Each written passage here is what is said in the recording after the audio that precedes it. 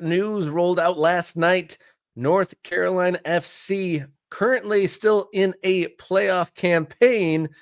It was broken by Tom Bogert that North Carolina FC not fielding a team in 2026. Yeah, this is obviously troubling news. It comes with its own specific set of weirdness, weird items, because it is every collapse, every shutdown, every hiatus, every thing like this in American soccer is unique. It's like a butterfly. It's like a snowflake. It's got its own thing going on. And yet, you can throw all of it into a big bucket of this sucks. Like, this is not cool. We don't like this. You pointed me in the direction of this Blue Sky post from Ben Gorshin, who kind of sums it up pretty nicely in terms of North Carolina's recent history. North Carolina FC is determined to have one of the weirdest soccer journeys imaginable. 2023, win League One. 2024, promote themselves back to the championship. They had gone down and then they go back up. 2025, announce a hiatus. 2026, nothing. 2027, nothing. And now 2028, because this is the other side of this story that Tom Boger's reporting, is they want to go into Division One when that launches. So this is Steve Malik in North Carolina FC saying, we're not going to field a team for a couple of years, but hey, when you get that first division league off the ground, give us a call. We'd love to be involved. We'd love to be part of that. And what's funny about this is kind of a complicated timeline, but that's only an ounce of the story. There's a whole couple chapters before the USL stuff that you could wade into if we decided. But going into the 2026 season, I mean, there's a lot of items to chew on with this news, just like the timing of it, Tom Bogert breaking it. And rather than like, it seemed like fans, players, nobody knew about this, and they have to play a game on Saturday. Yeah, they're in the playoffs right now. They're participating in the USL Championship playoffs. And look, for the moment, those players still have a job. But let's bring in this troubling element.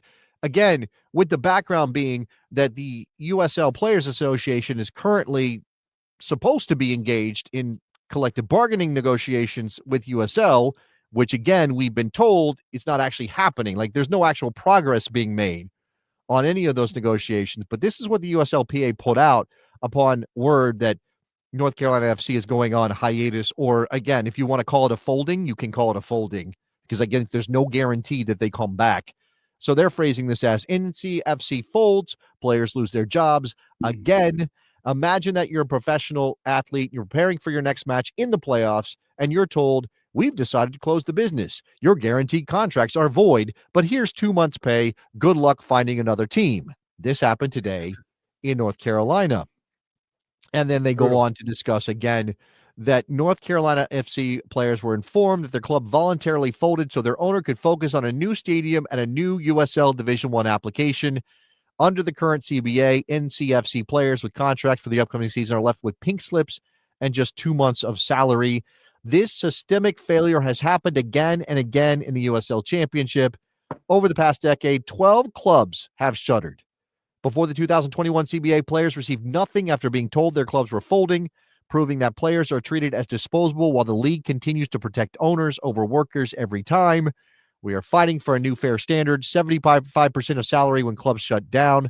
Players shouldn't lose their futures because an owner changes direction. And again, this is all amongst all the fervor and excitement and talk about Division One and Pro Rel, and Tony Scholes is coming, Rob. Tony Scholes was the Premier League guy, and he's coming over. And then we've got a letter of intent to maybe put a stadium in Green Bay, Wisconsin. And we've got a plan for Firestone, Colorado, and Brownsville, Texas, and whatever. Name another town that's been mentioned on this show in the last couple of months. And you get the sense that all of this is smoke and mirrors on some level, that this is a little bit of a Wizard of Oz situation. If you look behind the curtain, all is not what it seems. And if you don't have a CBA and you've got clubs shutting down and you've got this attitude of, we don't have to do this as a legitimate business, all of this is kind of very fragile and thin. But look at us at what we're doing, all this progress. It really makes you cynical pretty fast. Yeah, the cynicism is only, multiplied when the story in The Athletic goes on saying sources added that North Carolina has applied to membership for the new first division. So not too many. We only have a handful that we know confirmed that have applied. North Carolina Yes. is one of them, which is Yes. to start in 2028. The club's plan is to wait until then to field a men's team again. NCFC's current USL membership due to expire at the end of the season that we said. The club is working on a stadium solution for Division 1 with no guarantee that will have membership approved, but USL believes the market is one that would make sense for Division 1. So there is another cynical layer, like let's just opt out of any kind of overhead of player salaries or any sort of operating expenses. Yeah. Let's slash the labor budget, and then just like we'll just kind of parachute in when the league is the one that we want. Or it could even be more cynical, is like kind of just like squatting on that location and then hoping someone buys you out. This is not, this is not what a soccer club is supposed to be, right? This is For not the what, fans, they were doing it for the fans, for the community, yeah, but we're this going to is just like not stop for a what a while. civic institution is supposed to be. You're not a civic institution, right? You're not. You're not what you claim to be. And then what's going to happen is that if they do come back, right? If they do get added to that Division 1 league when it launches in 2028, then they're going to say, look at us, we're North Carolina Soccer Club, or we're Raleigh Durham Soccer Club. And people are going to go, wait, what are you talking about? No, you're not. No, you're not. You're a business, and all you're trying to do is extract money from me. And why would I believe anything you say? Why would I put my trust in you if you can just say we're shutting down? That's it. We're done. And maybe we'll come back, and we want to come back, but only if things go exactly the way we want them to. And if you want a little history of this, and on North Carolina, beyond what Ben Gorshin put on Blue Sky, that's just the last couple years. Mm-hmm. Remember that Steve Malik is very much wrapped up, the owner of North Carolina FC and North Carolina Courage, very much wrapped up in all of the sagas of the NASL, USL, the split, the Rocco Comiso lawsuit. In fact, Steve Malik was added to the U.S. Soccer board, and back in 2017, the NASL wanted Steve Malik removed from that board because at the time, Malik was courting MLS for Raleigh Durham and was saying, we want MLS to expand here. And NASL said, wait a second, how can you represent non-MLS leagues on the board as the non-MLS representative if you are sucking up to MLS because you want expansion in Raleigh, Durham, North Carolina, because you want to cash in on what you've built supposedly with North Carolina FC, previously the Carolina Railhawks. So this is all kind of messy and weird. I will bring this up because we love a good rendering, and this is just, again, a lesson in how renderings are not really stadiums. This is a picture of a rendering of a stadium they wanted to build in Raleigh for North Carolina FC and for the Courage. This was when they were courting MLS. This is 2017, this image. Sam Stayskoll wrote this up for MLSsoccer.com. 2017, they had this plan to build a 26,000. It was well above 20,000 seat stadium. Obviously, that didn't happen. A couple of years later, Steve Malik's like, well, let's just make it smaller and build it for USL. This obviously hasn't happened either, although these pictures are very pretty. And here we are now with the club saying, "Hey, we're gonna pause what we're doing. We're not gonna be a going soccer concern for a while." And then again, you said it, positioning this team for some sort of sale that, maybe this is all a ploy to juice value. We're going to be a Division 1 team, come by us.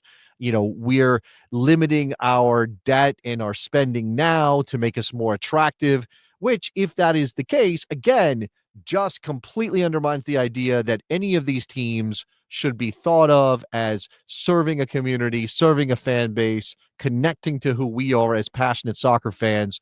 They are simply money extraction machines. Yeah, it undermines and slights so many different parties involved. So those hardcore fans that were going to games, sorry, those chants, they say wherever you go, we'll follow. I mean, do you get to go and like chill and not collect money without a team? That doesn't think so. So those passionate people, that takes energy, time out of people's days and lives to throw their passions into teams. That's under, and in the labor, they're saying that they're using the passions of these players to use and be like, we can get rid of these and there'll just be another bunch of players that we can just get later. So it doesn't ingratiate themselves in any way and slights so many different people here.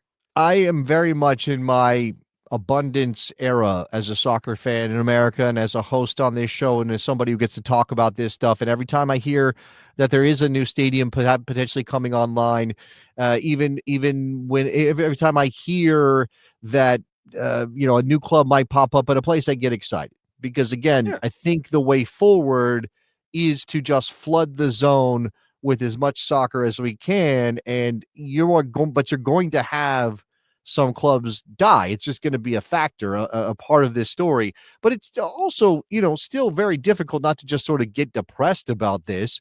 And we're not talking about a team that's been around for 2 or 3 years. We're talking about a team that has some history in Raleigh, a team that should have roots in the ground, that should be feel like it's part of the community. And I don't know, man. But are they poisoning the well here? There seems to be an assumption that we could just go away and come right back, and people will come right back without any sort of effort on their side. I don't know what their internal calculation is on that, and I don't know. It's quite salting the earth, but you are definitely conditioning people to not think of soccer teams as legitimate sports things they should be attached to, right? You're telling them, don't get too attached because we might take this away from you at any point. At any point, we can shut this down. We can take this from you. And again, like, we have to make peace with the fact that American soccer is a dicey proposition in a lot of times, for whatever reasons. Whatever the reasons are, you want to blame certain parties for the state of American soccer, fine, be my guest. But the reality, the on the ground thing is that these clubs are dicey propositions. And when we engaged with them, if they're not, it's not that long ago, Rob, that the discussion around MLS was that it could fold at any moment. Yeah. Right. It's not that long ago. Like, it might feel that long ago for people that are under the age of 30. But for me, an old person, it feels like yesterday. We were like, oh, can MLS survive? There's no sense now that MLS is going anywhere, which is a massive victory for them, just in that ability to that's a quiet victory to get fans to say, you know what, I am going to care about this team because it's not going to be taken away from me. But when you do stuff like this, in the general soccer sense, you do condition fans to go, why would I bother? Why would I bother with this? And I'm looking at the list of clubs that have died from the USL Championship. And obviously some of these clubs have moved on to other leagues, so it's not death necessarily. Tom Bogert, in his piece about this, mentioned Memphis 901 folded a year ago. Yep. Those rights sold to Santa Barbara, which hasn't gotten off the ground. Rio Grande Valley folded in 2023. Yep. San Diego Loyal folded in 2023. Yep. He mentions Austin Bold in 1868 have also folded within the last decade. He's not even mentioning St. Louis City. I'm sorry, not St. Louis City, St. Louis FC, which was the team that preceded St. Louis City, which I think counts as a team that folded, even if it's very much the San Diego Loyal situation, right? That's a team that folded just ahead of the launch. It was 2020 their last season, so it's been a little while, but just ahead of the launch of the MLS team. And again, I guess you could be very very pragmatic and say, well, you're just going to switch your allegiance from the USL team to the MLS team. But those are different things, and they feel different, and they have different ways of connecting with fans. And I don't like that that's the way that we are treating this, that it is sort of transactional. At the same time, and you guys were talking about Liverpool, you and Marcus, simpatico on Liverpool. We're back. The history is impossible to create. You can't fill that void, the historical void that exists for American soccer teams. Right? You can't wish into existence something that goes back 100 years. It doesn't. So, again, sort of like, how are we supposed to think about these teams in this moment when they're new? And even if they do have a bright future, being new makes them feel different than the connections we have with a Liverpool or with an NFL team or an NBA team or a baseball team. And you could broaden that out. The teams that have shuttered, the USL One, the Hailstorm dropped out last year because of ownership financing issues, and in this year already, Texoma saying that they had to relegate to the amateur level. Yeah. Going into the comments, plenty to say on this topic, but Neilja has. Sorry, Neil I can't. James Real.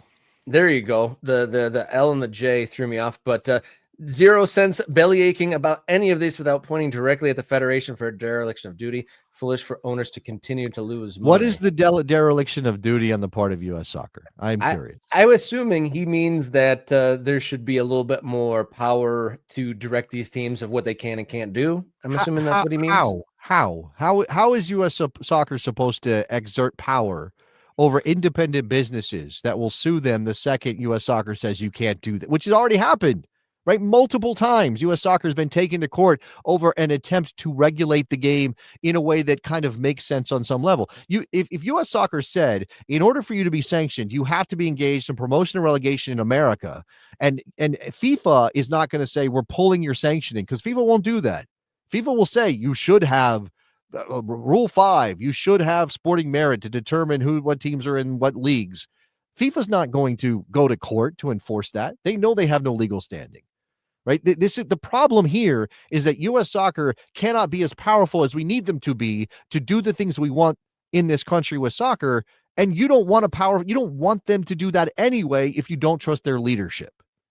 So this thing is a catch-22 all around. With how this is going. Independent businesses, Major League Soccer, USL, NISA, they are operating because they think they have the best way of doing soccer, and they are allowed to. Competition is the way of America. So they can say, we're going to start our own soccer league, and nobody can stop them. And yes, the PLS, people don't like it. People think it should be renegotiated. It's about as light a touch as U.S. Soccer can exert on these things in order to have some influence over what teams look like in individual leagues in America. But even that, again, if that Rocco Camiso went to court to challenge the PLS, even that is of question. So if you say no standards at all, okay, you want that, fine. Trust me that it's going to be chaos. Okay, trust me that it's going to be not prettier than it is now. And again, none of this is perfect. We'll see how this all plays out, but in the short term, the season is still on. North Carolina FC hosting Rhode Island on Saturday night. We're going to try to get some reaction from the scene, but Soccer Night in Detroit says it well. That's going to be a weird scenario in Cary on Saturday night. Will this energize them? I mean, they're literally playing to keep the club existing for another week or so. So that'll definitely be quite a unique situation in the USL Championship playoffs at the weekend. Does that empower for an amazing, last hurrah, or is they just going to be disheartened and down tools and it's going to be a no-show? And I don't know. It's going to, it's going to be a weird vibe. I imagine we will have some protests over Malik and the ownership making this decision. Is it possible that fans won't show up in Cary to support the team because of a boycott over this? Will some people learn for the first time as they walk into the building and are told the team is folding there's no team next year? Like, these are all scenarios that could happen. And I imagine we're going to get some interesting pieces from American soccer reporters that are out there. I'm not sure who's traveling to Cary. Can we dispatch Pablo Maurer to Cary, North Carolina right now? Can we put up that bat signal? Like, though, I hope there's something on that. Even though it's unfortunately, I think it's going to do this weird whitewashing situation where it kind of presents the fans as these, committed supporters who are being done dirty by the ownership. But I don't know that's going to get to the heart of the real problem here, which is, again, the structures at play and the way that this is all being handled. Yeah, putting a hold on a team to wait for your idyllic conditions is quite the thing that only happens in United States soccer. And that's what this show is about. United States soccer being weird and dotting the map. And unfortunately, it looks like we'll have to erase one of the dots off of the map potentially after Saturday. We'll see how North Carolina FC do against the upstart Rhode Island side.